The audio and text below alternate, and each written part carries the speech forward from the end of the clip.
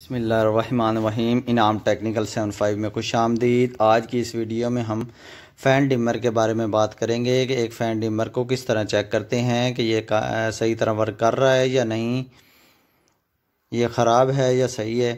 तो इसके लिए हमारे पास एक सीरीज़ बोर्ड होना चाहिए, एक अदद फ़ैन डिमर और एक हमारे पास वायर होनी चाहिए, जिसकी मदद से हम फ़ैन डिमर को चेक करेंगे। इस वायर के दोनों टर्मिनल्स को फ़ैन डिमर के दोनों टर्मिनल्स के साथ जोड़ देना है और इस वायर का जो शू है वो सीरीज़ बोर्ड में लगा देना है।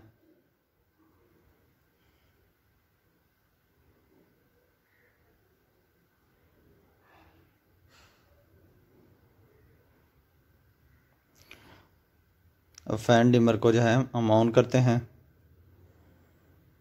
ये ऑन किया, ये फुल पे है, मैक्सिमम पे है, ये फुल है, जिससे जो बल्ब है फुल ग्लो हो रहा है।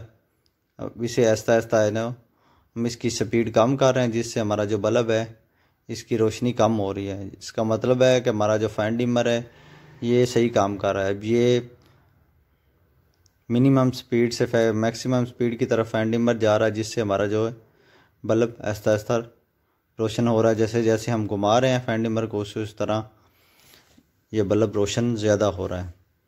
बिल्कुल फ़ैन भी इसी तरह काम करता है।